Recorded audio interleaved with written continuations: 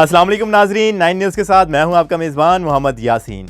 नाजरीन, वज़ीर आज़म पाकिस्तान इमरान खान के तर्जुमान नदीम अफजल चंद की गुज़िश्ता दिनों एक ऑडियो क्लिप वायरल हुई जिसमें वो अपने दोस्त मुख्तारिया से कोरोना वायरस के हवाले से बात कर रहे हैं। ये ऑडियो क्लिप सोशल मीडिया पर तेजी से वायरल हुई क्योंकि इसमें कोरोना वायरस के हवाले से संगीन इंकशाफात किए गए थे। सोशल मीडिया पर वायरल होने के बाद लोग ये सवाल पूछने लगे थे कि आखिर ये मुख्तारिया है कौन। ताहम अब नदीम अफजल चंद का हाफिजाबाद का दोस्त मुख्तार उर्फ मुख्तारिया मंजर आम पर आ गया है। गुज़िश्ता दिनों कोरोना वायरस के पाकिस्तान में फैलाव के वक्त वज़ीर आज़म इमरान खान के तर्जुमान नदीम अफजल चंद की व्हाट्सएप ऑडियो गुफ्तगू लीक हुई थी जिसमें वो पंजाबी ज़बान में मखसूस अंदाज में अपने दोस्त को मुखातिब करते हुए घर बैठने की हिदायत दे रहे थे। नाज़रीन, वज़ीर आज़म पाकिस्तान के तर्जुमान नदीम अफजल चंद ने अपने YouTube चैनल पर एक वीडियो अपलोड की है जिसमें उनके साथ उनके दोस्त मुख्तार भी मौजूद हैं। मुख्तार का कहना है कि नदीम अफजल चंद के पैगाम के बाद 21 दिन तक घर में रहा और पहली बार ऐसा हुआ है, इस वजह से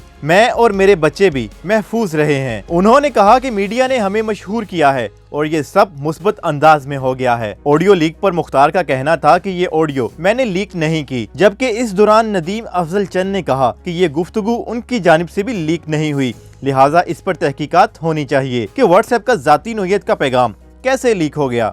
ख्याल रहे कि वज़ीर आज़म इमरान खान के तर्जुमान नदीम अफजल चंद खुद भी इस ऑडियो लीक से महजूज हुए और अपने ट्विटर अकाउंट से मुतअद्दिद बार इसी तरह का तंज़ो मज़ाक की ट्वीट्स की हैं। दूसरी जानिब बात करते हैं कोरोना वायरस की। कोरोना वायरस की वबा से बचने के लिए दुनिया भर में लोग समाजी दूरी अपनाते हुए अपना ज्यादातर वक्त घरों में एंटरटेनमेंट पर मबनी स्ट्रीमिंग सर्विसेज देखते या ऑनलाइन गेम्स खेलते हुए गुजार रहे हैं। लोगों की एक बड़ी तादाद नेटफ्लिक्स पर दस्तयाब फिल्में देखकर अपनी बोरियत दूर कर रही है। यही वजह है कि सोशल मीडिया पर आजकल अक्सर सार्फिन एक दूसरे को फिल्में तजवीज़ करते नजर आ रहे हैं। नाजरीन, इंसानी हकूक की वफाकी वजीर शीरी मजारी ने भी ट्विटर पर सार्फिन को एक फिल्म तजवीज़ करते हुए लिखा, द स्क्रिप्ट सिटी को जरूर देखें, ये बहुत अच्छी फिल्म है और हकीकत के बहुत करीब तर है। सोशल मीडिया सार्फिन को वफाकी वजीर शीरी मजारी का फिल्म देखना और तजवीज़ देना शायद कुछ अच्छा नहीं लगा, इसलिए उन पर तनकीद का सिलसिला शुरू हो गया।